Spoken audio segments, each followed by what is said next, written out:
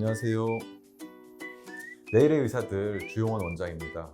오늘은 저희 내일내과만의 내시경실이 남다른 어떤 차별점이 있는지 말씀드리겠습니다.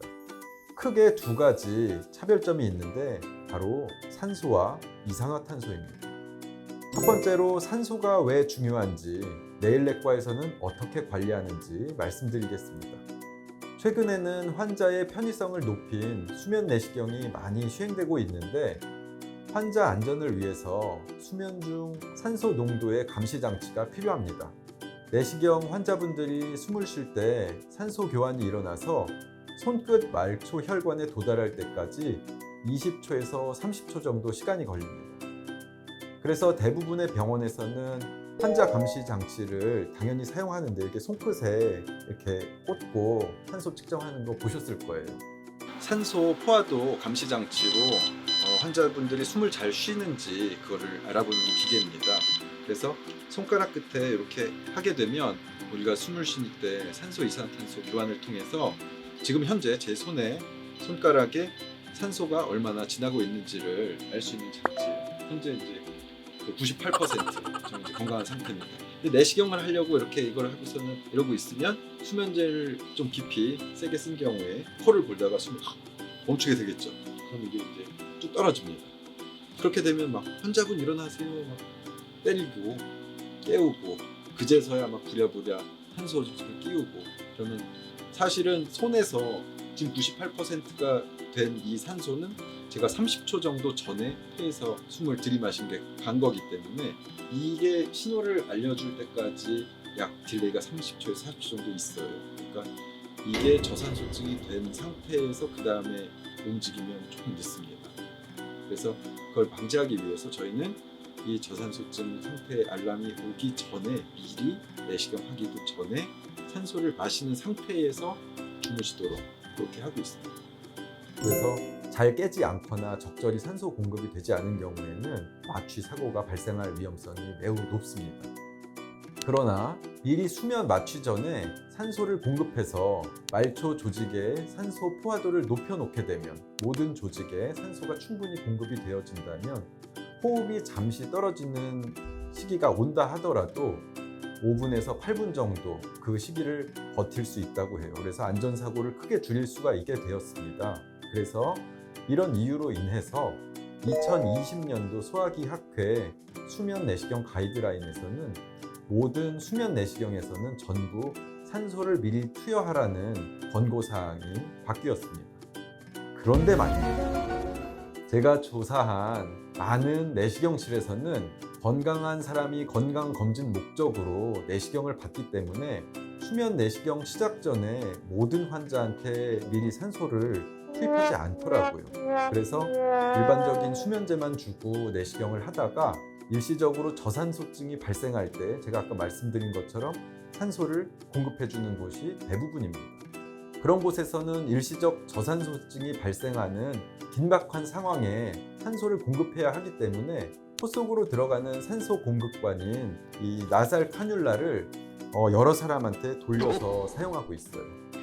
대부분 여기 이렇게 껴져 있습니다. 내시경실 가다가 이렇게 보이는 게 있어요. 산소통이구나. 대부분 이렇게 생긴 거 이렇게 걸려져 있어요. 왜? 하다가 내시경 하다가 뭐 삐삐삐 하고 산소 떨어지면 산소 떨어졌네. 환자분 일어나세요. 등 때리면서 이거 해가지고 바로 꽂아야지 되니까요. 그러니까 이거를 일회용으로 쓸 수가 없는 거예요.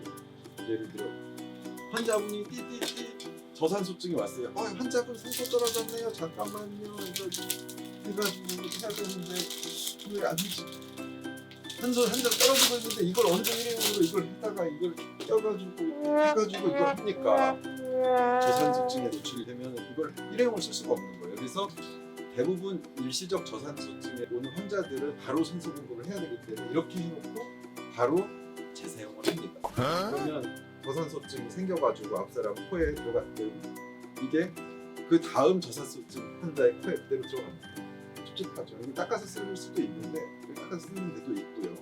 저희는 수면 내시경을 하는 모든 환자는 이걸 일회용으로 사용을 하고 저산소증이 오지 않도록 수면하기 전부터 산소를 미리 공급을 해놓습니다. 그래서 이거를 산소를 틀어서 미리 산소를 공급해 놓으면 환자가 숨을 안 쉬게 되면 깊은 수면에 빠졌을 때도 5분에서 8분 정도 버틸 수 있다는 거예요. 그래서 내시경 가이드라인에서는 산소를 공급해라 라고 바뀌었어요. 근데 산소줄도 일회용으로 써라 라는 곳은 없기 때문에 저희 병원만의 장점이지 않을까 생각을 하고요.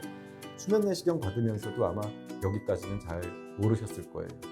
저희는 이번에 그 수면 내시경 환자에게 전원 산소 공급 방치를 하기 위해서 일회용 나살 카뉼라를 전원에게 전부 다 사용하고 있습니다. 대부분의 내시경실에서는 일회용으로 이렇게 입속으로 들어가는 이런 거는 일회용으로 사용해요. 이건 비용이 1,000원도 안 하니까. 그래서 이렇게 했던 거 이제 한 번만 쓰고 당연히 버리게 되는데요. 코 속으로 들어가는 이런 것도 사실은 찝찝하잖아요. 다른 사람이 썼던 거를 또 한다는 게. 그래서 저는 이거는 비용이 한 2-3천 원 되는데 이번에 전원 산소 공급을 하기로 결정하면서 이것도 일회용으로 사용하기로 했습니다. 그래서 다른 병원과 청결함에서 아주 많이 차이가 난다 하는 것이 저희 병원의 장점이라고 할 수 있겠습니다. 이와 같은 산소 주입, 또 산소 주입에 필요한 일회용 부속품, 그리고 이산화탄소 내시경의 사용은 저희 네일내과만의 차별점이고 남들이 따라하기 힘든 부분입니다. 왜냐고요? 그것은 바로 이와 같은 서비스가 무상으로 제공되기 때문입니다. 정부에서는 앞서 말씀드린 산소나 이산화탄소를 사용하고 부속용구를 더 사용한다고 해서 서비스 비용을 더 받을 수 없도록 했습니다. 수면 내시경 하는 환자가 저산소증에 빠졌을 때 특수하게 질병이 있거나 하는 경우에는 그 산소 처방이라든지 이런 기구를 처방할 수 있지만 대부분 검진하는 환자들은 그렇지 않기 때문에 그런 거를 처방할 수 없게 돼 있어요. 그래서 처방하지 않는데 저희는 서비스 목적으로 무상으로 그것을 제공하고 있습니다. 그래서 이런 거를 제공하는 병원이나 제공하지 않는 병원이나 내시경 가격은 똑같아요. 건강보험에서 정한 가격대로 동일하게 받습니다. 현실적으로 이런 추가적인 산소나 이산화탄소 설비를 도입하거나 그것을 유지 관리하는데 적지 않은 비용이 발생하고 그런 비용이 발생하는 것을 환자에게 무상으로 제공해야 한다면 웬만해서는 적극적으로 도입하기가 어렵겠죠. 자, 이제 저희 네일내과 내시경이 왜 더 특별한지 아시겠죠? 환자 여러분들의 안전과 편의를 최우선으로 지켜나가고자 노력하다 보니 이런 특별한 장점들이 드러난 것 같습니다. 내시경 검진 계획이 있으신 분들은 미리 참고하셔서 도움 받으셨으면 좋겠습니다. 그럼 다음에도 또 유익하고 재미있는 내용으로 뵙겠습니다. 감사합니다.